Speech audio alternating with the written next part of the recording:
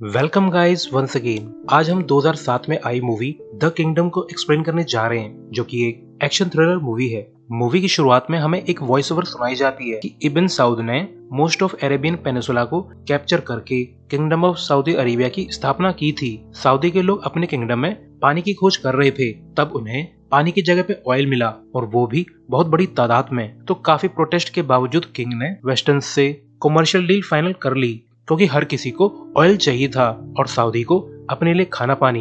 मगर काफी लोग इस डील के खिलाफ थे, तो धीरे धीरे कॉन्फ्लिक्ट्स चालू हो गए और साथ में टेररिज्म भी। यूएस ने अपनी फोर्सेस मिडिल ईस्ट में डिप्लॉय करना चालू कर दिया, और फिर साल निकलते गए और ये लड़ाई चलती रही।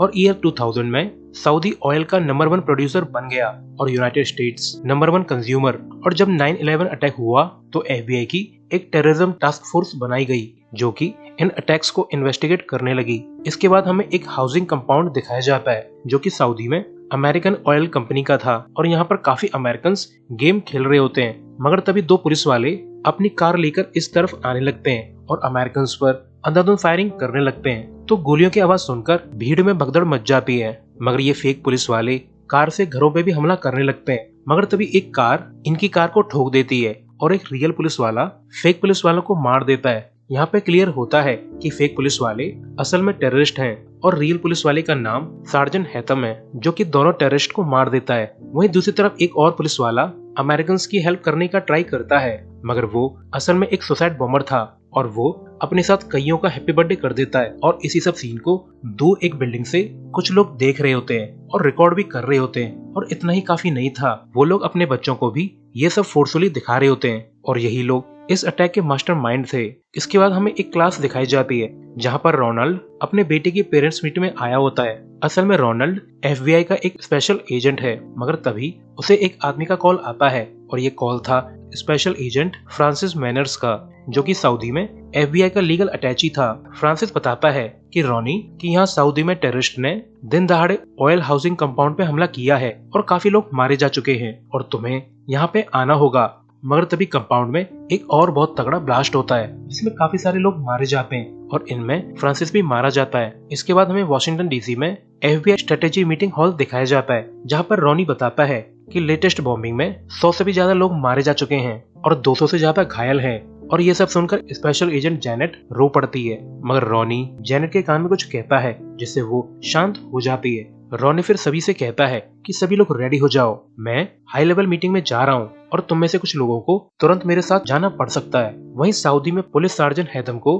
बहुत बुरी तरह पीटा जा रहा है। आर्मी जनरल अब्दुल मलिक हैदम से पूछता है कि सार्जेंट, तुम्हारा उन आतंकवादियों से क्या कनेक्शन है? मुझसे झूठ मत बोलना, क्योंकि इस बार आतंकवादी पुलिस यूनिफॉर्म में आए थे और यूनिफॉर्म का कंट्रोल सिर्फ तुम्हारे पास है। तो सार्जेंट जनरल को काफी समझाता है कि मैं गद्दार नहीं हूँ, मैंने तो उल्टा 2 आतंकवादियों को मारा भी है। जब सार्जेंट की बातें सही साबित हो जाती हैं, तो जनरल सिर्फ ये कहकर निकल जाता है कि सार्जेंट, तुम टेररिस्ट अटैक में घायल हुए हो, न कि यहाँ पे इंटेरोगेशन में, और ध्यान रहे तुम सबको यही जवाब दोगे। इसके बाद रोनी और एजेंट जेनेट हायरअप्स की मीटिंग में जाते हैं और सऊदी में एक रिस्पांस टीम भेजने की डिमांड करते हैं, मगर हायरअप्स इस मिशन के लिए साफ इनकार कर देते हैं। तो रोनी अपने एक फ्रेंड से मिलकर कहता है कि मुझे सऊदी के एम्बेसडर से मिलवाओ, मुझ पर तुम्हारा एहसान उधार रहेगा। इसके बाद रोनी कार में सऊदी के एम्बेसडर से सीक्रेटली मिलता है और उसे ब्लैकमेल करता है कि मुझे और मेरी टीम को सऊदी पहुंचा दो, वो भी सऊदी के प्लेन से, ताकि हम लोग इन्वेस्टिगेशन कर सकें, वरना मेरे पास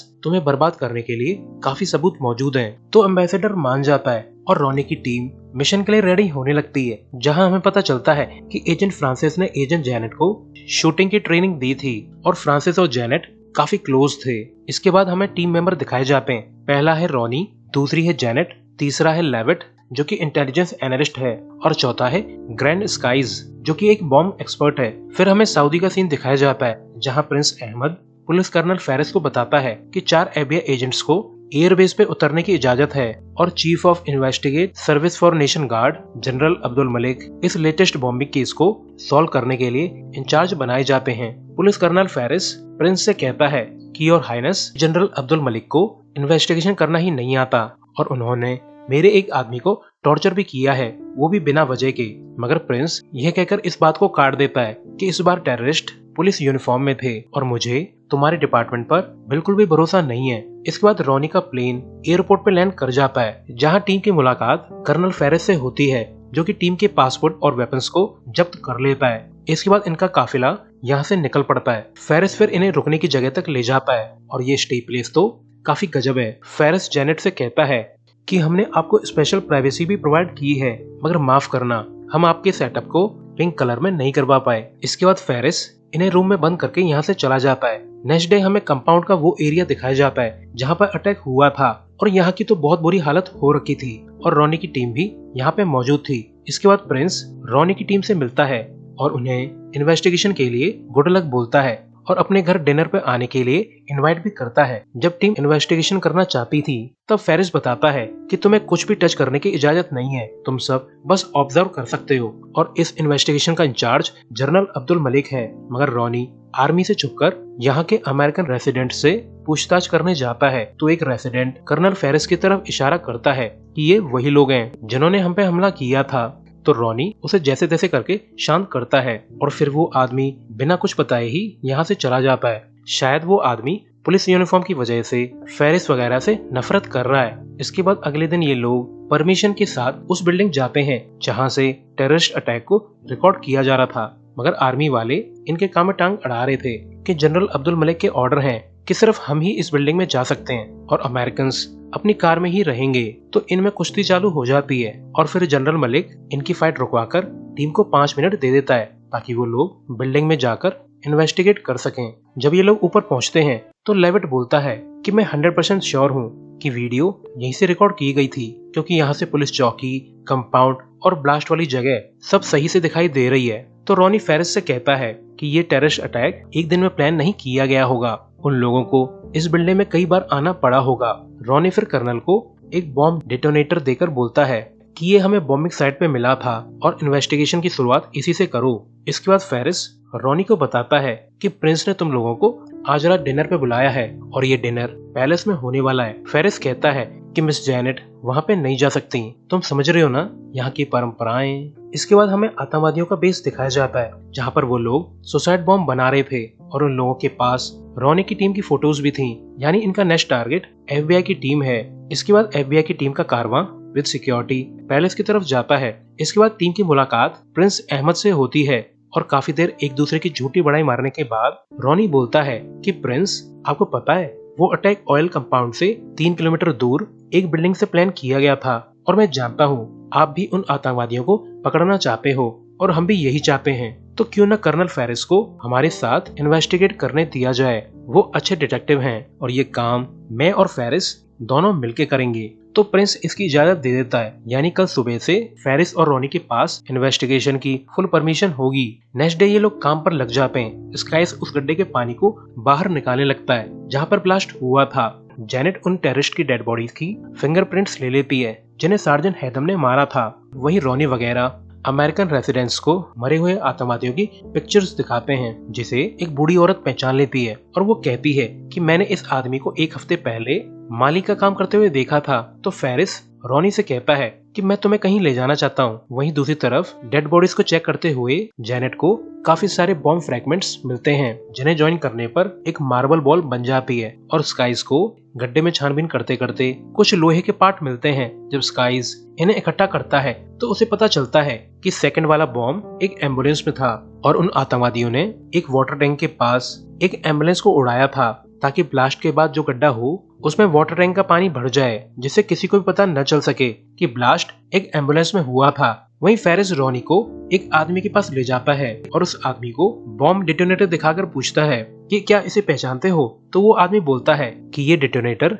एक अमेरिकन मिलिट्री ग्रेड डिटोनेटर है जिसे ज्यादा लोग हासिल नहीं कर सकते और ये काम अबू हमजा का हो सकता है क्योंकि उसी के पास इतनी पावर है। इसके बाद सभी लोग इकट्ठा होते हैं और यहाँ पर सभी डिटेल इकट्ठी करने के बाद फेरिस बताता है कि बॉम्बिंग वाली एम्बुलेंस किंग फहाद हॉस्पिटल से चोरी की गई थी और चोरी के दौरान हॉस्पिटल में 20 लोग मौजूद थे।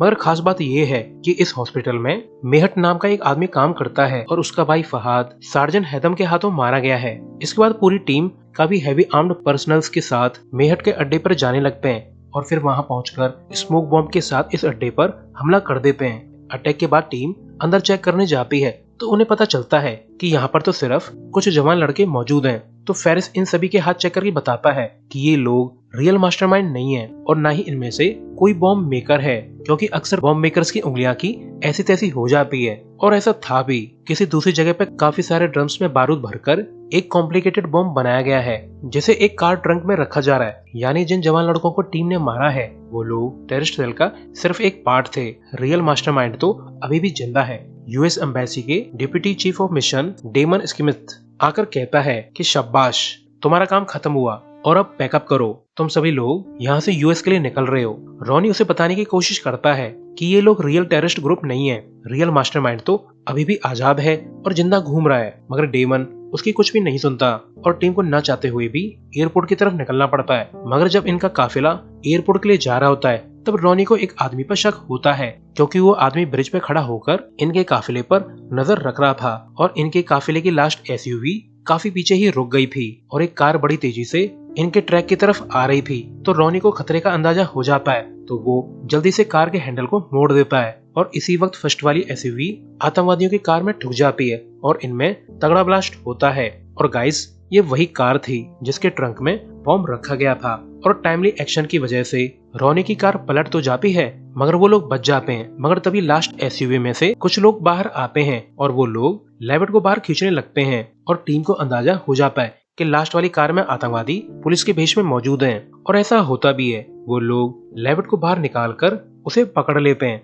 और इसी टाइम टीम पर दूसरी तरफ से फायरिंग चालू हो जाती है। तो रॉनी वगैरह बाहर निकलकर उस कार वाले आतंकवादियों को मार देते हैं, मगर अब तक लास्ट एसयूवी वाले यहाँ से भाग निकलते हैं। इसके बाद टीम एक सिविलियन कार को बड़ी इज्जत से चोरी कर लेती है और फिर ये लोग एसयूवी का पीछा करने लगते हैं और इसी वक्त एसयूवी में बेचारे लेविट की खूब पिटाई हो रही थी। इसके बाद टीम एसयूवी का पीछा करते करते बहुत खतरनाक इलाके में पहुंच जाती है और आतंकवादी लेविट के मुंह पर टेप लगाकर उसे अपने साथ ले जाने लगते हैं। और इसी वक्त एक आदमी रॉकेट लॉन्चर से टीम की कार पे फायर कर देता है, मगर टीम के लोग टाइमली कार को रिवर्स कर लेते हैं और रॉकेट एक बिल्डिंग में जाकर लगता है, जिससे बिल्डिंग उड़ जाती है और फिर टीम की कार पर फायरिंग स्टार्ट हो जाती है। तो ये लोग आतंकवादियों का जमकर सामना करते हैं, मगर इनके ओपोनेंट्स डर्टी प्ले करने लगते हैं। वो लोग लगातार रॉकेट लॉन्चर से राउंड फायर करके खूब तबाही मचा रहे थे, मगर फिर भी टीम काफी गुंडों को मार देती है। वहीं लेविट को एक जगह पे पकड़ के उसकी वीडियो बनाई जा रही थी, मगर लेविट इनको बिल्कुल भी सपोर्ट नहीं कर रहा था, वो काफी बिलबिला रहा था।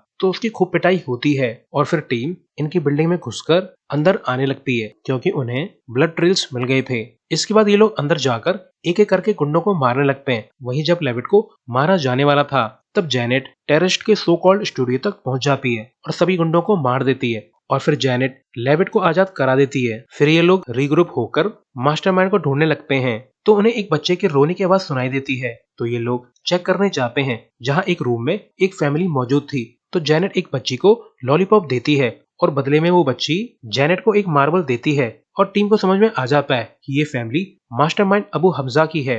जब फेरिस एक बुढ़े आदमी का हाथ चेक करता है तो उसे पता चलता है कि यही बुढ़ा आदमी हमजा है, जो कि टेररिस्ट सेल का लीडर है और बॉम्ब मेकर भी। मगर तभी हमजा का पोता यहाँ आकर फेरिस को गोली मार देता है, तो जेनेट उस लड़के को मार देती है और फिर हैदम हमजा को शूट कर देता है। जब ये लोग फेरिस की हालत चेक कर रहे होते हैं तब हमजा अपने दूसरे पोते के कान में कुछ कहता है, जब किसी का इन पर ध्यान नहीं था और फिर थोड़ी ही देर में हमजा और फेरिस दोनों की डेथ हो जाती है। इसके बाद हैदम और रॉनी को फेरिस के घर ले जाया जाता है, जहां उनकी मुलाकात फेरिस की फैमिली से होती है और वो लोग फेरिस के बेटे को बताते हैं कि तुम्हारे पापा बहुत ही अच्छे आदमी थे और बहुत ही बहादुर भी, जिन्होंने अपने फर्ज के लिए अपनी जान गंवा दी और वो मेरे बहुत अच्छे दोस्त थे। इसके बाद टीम यूएस लौट आती है, तो एफबीआई डिप्टी चीफ इनसे बोलता है कि तुम लोग बिना परमिशन के सऊदी गए थे, तो ऑब्वियसली तुम लोगों से कुछ पूछताछ होगी, तो बेहतर होगा कि तुम लोग एक जैसे जवाब देना ताकि तुम लोगों पर उन्हें इन्वेस्टिगेशन करने का मौका न मिले। इसके बाद लेविट रॉनी से पूछता है